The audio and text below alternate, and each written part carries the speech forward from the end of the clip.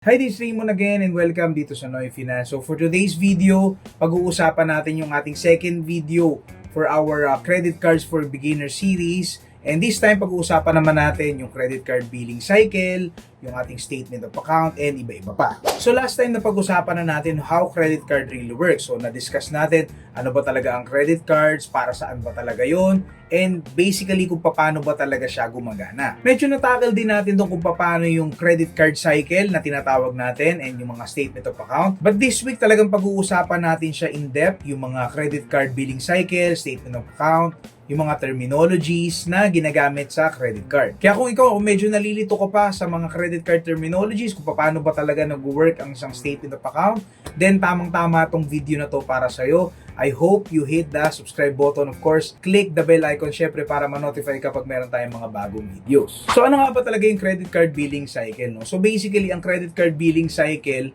is isa yung month kung saan nakapaloob dyan yung mga transactions na nagamit mo. Depende yan sa cut-off date mo. So, na-discuss natin na ang credit card, bibigyan kanya ng cut-off date. For example, every 15th of the month.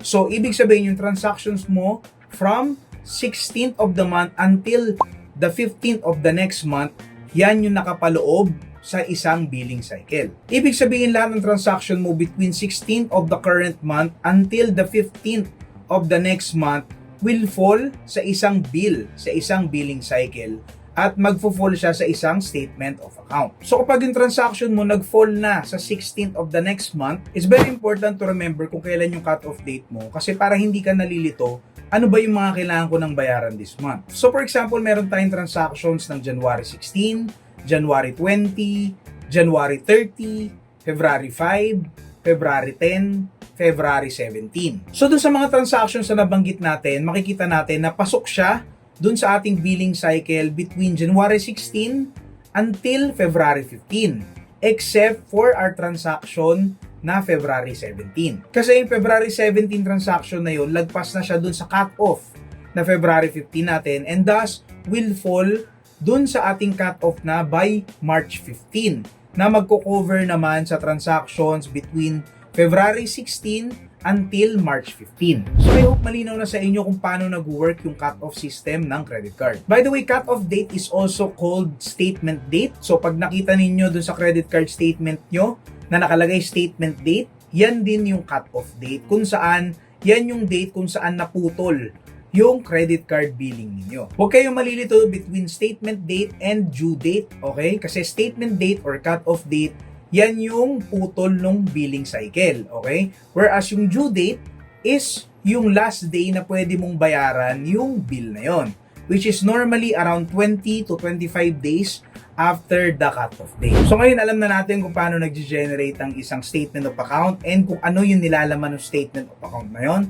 Ang susunod na natin nga alamin, syempre, is kung kailan natin babayaran at kung magkano yung babayaran natin for that specific statement of account. As to when babayaran yung ating statement of account, na-discuss natin kanina yung term na due date, which is basically the last day kung kailan natin pwedeng bayaran yung ating billing. But please take note na yun yung last day na pwede nating bayaran. Okay? So, ibig sabihin, pwede natin siyang bayaran ahead of time. So, marami nagtatanong, pwede ko bang bayaran yung credit card ko once na nagamit ko na siya? Well, pwede naman, no? Actually, maraming gumagawa niyan kasi nga nakakaganda daw yan sa credit score mo. Well, syempre kasi pag binayaran mo agad yung balance mo sa credit card, bababa yung credit card utilization ratio na tinatawag. And nakakaganda yon ng credit score. Pero ako personally, ina-advise ko na bayaran mo kapag meron ka ng available na statement of account. Kasi kapag wala kang pang statement of account, ang tendency is kada gamit mo, magbabayad ka. So, ibig sabihin, you will have multiple payments. Unfortunately, for some banks, nagcha-charge sila ng penalty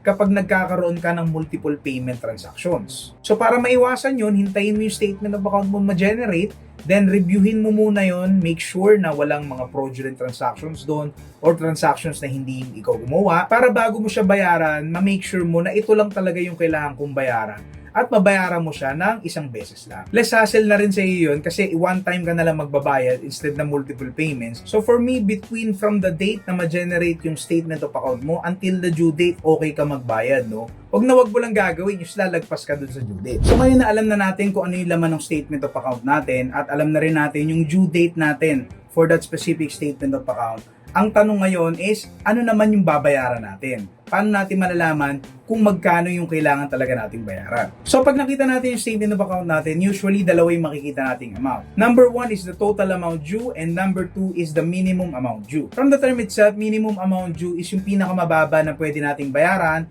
para ma-avoid yung iba pang charges na i-discuss natin later. On the other hand, total amount due is basically the total na kailangan nating bayaran for that specific statement of account. In short, yung total amount due, yun talaga yung total amount na kailangan nating bayaran na nakapaloob sa statement of account mo. That's why it's very important na pag meron tayo na-receive na statement of account, nire-review natin talaga yung bawat transactions at kino-cross-check natin siya kung meron tayong record, which is advisable talaga na meron tayong sariling record like sa Excel, sa notebook natin, ng ating mga transactions. Para kapag merong hindi nagmamatch between our record and yung statement of account natin, ma-check natin kung fraudulent transaction ba yun or something lang yun na nakalimutan mo. Kasi ang gusto nating ma-make sure na yung babayaran mo is yung talagang transactions mo lang. Palagi natin sinasabi na always pay on time, ibig sabihin on or before the due date, and in full, palaging yung total amount due. So, ibig sabihin, dapat palagi natin binabayaran yung total amount due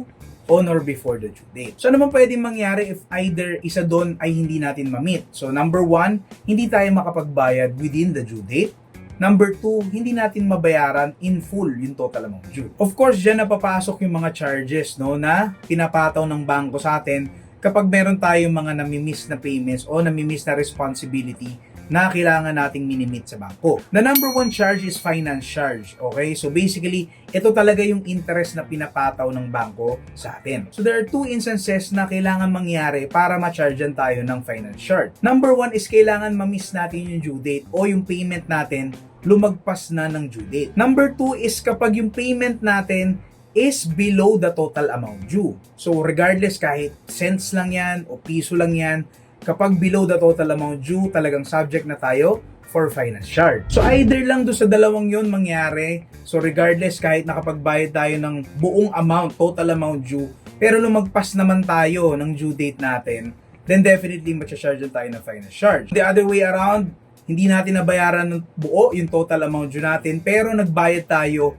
on or before the due date. So, same thing, matcha-chargean tayo ng finance charge. Another charge na pwedeng ipataw sa atin is the late payment fee. Yung late payment fee is basically isang charge siya na pinapataw ng bangko kapag hindi natin na-meet even the minimum amount due. So, sabi ko nga kanina, there are 2 amounts na makikita natin sa statement of account natin, the total amount due and the minimum amount due. So, if you want to avoid the minimum amount due, make sure mo na mako-cover mo at least the minimum amount due on or before the due date. But doing that, hindi ka makakaligtas sa finance charge. Kasi finance charge, para ma-avoid mo yan, kailangan mabayaran mo yung total amount due on or before the due date. Aside from charges na pwedeng ibigay sa'yo ng bangko from missing the due date or missing paying the total amount due, syempre magkakaroon ka na rin ng hindi magandang credit standing sa bangko. Aside from the interest, pwede ka rin makatanggap ng mga emails, text messages, or even calls na nagsasabi sa'yo ng bangko na kailangan mo na itong bayaran. But on the other hand, kapag talaga nakakapagbayad ka in full and on time, definitely bibigyan ka pa ng iba pang mga perks ng banks katulad ng discounts, special freebies, iba pang mga perks na pwede mong makuha. Kaya natin palagi sinasabi na credit card is a two-edged sword. Kasi pag okay ang gamit mo, definitely marami kang benefits na makukuha. But on the other hand, kapag hindi okay ang gamit mo, then definitely marami ka ring mga charges or penalties na kailangan bayaran. So ano ba yung mga magandang gawin? Number 1, to avoid yung pagmimiss ng due date. So bukod doon sa sinabi natin kanina na pay in advance, definitely nagmamatter din kung saan ka nagbabayad. There are banks right now na nag-o-offer na ng mga real-time posting, no? Katulad ng Union Bank, na kapag nagbayad ka ng credit card mo sa Union Bank application, kung meron kang Union Bank Savings, for example, then definitely once na nabayad mo siya online, automatically posted na agad yung payment mo. Ibig sabihin nun, kahit sa mismong araw ng due date mo magbayad ka, talaga magpo-post siya at hindi ka mag-i-incur ng finance charge. Ganon din usually kapag nagbayad ka directly dun sa bangko, no? For example, ang credit card mo is BDO and due date mo na today. at pumunta ka ngayon sa isang BDO branch para magbayad, usually same day din yung posting, so you don't have to worry about finance charge. Pero kung ang ginamit mong payment channel is katulad ng GCash o kaya yung mga remittance center or yung mga bayad center, usually hindi talaga same day posting yung payment mo dyan. Usually it takes around 3 to 5 days bago ma-post yung payment mo. And dahil doon meron ngayong race na magkaroon ka ng finance charge kasi pwedeng late ma-post yung payment mo dun sa account mo. Kaya ako ina-advise ko palagi, no, as much as possible magbayad na kayo dun sa mismong branch, or kung meron kayong savings account dun sa bangko na yon, then use the mobile app para makapagbayad para hindi kayo nag-worry masyado sa posting date. Pero kung talagang hindi possible at talagang through GCash ka lang makakapagbayad, then make sure na makapagbayad ka ahead, like 3 to 5 working days before the due date. So by avoiding to miss the payment due date, talagang nalulower mo na yung risk na magkaroon ka ng charges. But when it comes to total amount due, talagang kailangan mo bayaran yung total amount due. But when it comes to total amount due, talagang advisable na bayaran mo yung buo, no? Yung buong total amount due. Pero minsan nga talaga may instances na hindi kaya. Let's say for example, nagkaroon ka ng emergency or kung ano man, talagang pilitin mong abutin, no, to meet the minimum amount due. Kasi by doing that, ma-avoid mo yung late payment fee. But make sure na wag mong gagawing practice na purong minimum amount due lang yung binabayaran mo. Kasi meron pa rin finance charge, di ba? Yung finance charge na yun is a compound interest. Ibig sabihin, kapag pumasok sa statement of account mo yun sa total amount due mo, the next time na hindi mo binayaran na naman yung total amount due mo, even yung interest na yun mag-i-incur na ng another interest. And that is the reason bakit maraming nalulubog ng utang sa credit card. By paying only the minimum amount due, yung finance charge nila nagpapatong-patong. So kung hindi mo man mabayaran yung total amount due mo for this month, kasi nga for example, nagkaroon ka ng emergency, by next month, make sure mo na mababayaran mo yung total amount due mo. Kaya nga papasok talaga dyan yung money discipline na ini-explain natin dun pa sa una nating video. If you're really disciplined when it comes to money at alam mo na may hinahabol kang payment, tendency is hindi mo muna gagamitin yung credit card mo for another purchase. And you will save yung paparating mong pera to cover yung total amount due na hindi mo nabayaran last month. And kapag clear ka na at wala ka ng balanse, then that's the time na pwede mo na ulit gamitin yung credit card mo. So by knowing kung paano ba nag-generate ang statement of account, and by knowing kung kailan mo dapat at kung magkano yung total na dapat mong bayaran, and of course by knowing kung ano ba talaga yung mga pwedeng mangyari kapag hindi ka nakapagbayad on time or in full, syempre mas magiging maingat ka na sa paggamit mo ng credit card. At the end of the day, ang goal natin is to maximize the benefits na pwedeng mabigay sa atin ng credit card. It's very important na naiintindihan natin itong mga concepts na to at kung paano ba talaga siya gumagana, kasi doon natin may iwasan na ma-chargean tayo ng mga unnecessary penalties, and definitely hindi tayo mababaon sa credit card. Kaya kung bago ka pa lang sa credit card at kung hindi mo pa napapanood yung first episode natin about this credit card beginner series, then definitely check it out, no? Check it out first. And if you're interested and ready ka na mag-apply sa yung first credit card or your second credit card or third credit card, no?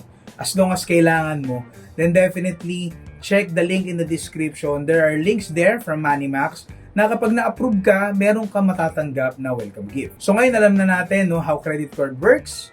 Alam na natin kung paano nag-generate ang isang statement of account, kung magkano at kailan natin dapat bayaran yung ating total amount due, and syempre yung mga charges na pwede nating makuha kapag hindi natin nabayaran yun in full and on time. For our next episode, pag-uusapan natin yung iba't iba pang mga terminologies na makikita natin sa statement of account natin, and iba pang mga charges na pwedeng i-apply sa atin kapag meron tayong mga na-miss din. And that's it guys, I hope marami kayong natutunan sa video na to, and kung nagustuhan nyo itong video na to, please hit the like button and of course share this to your friend.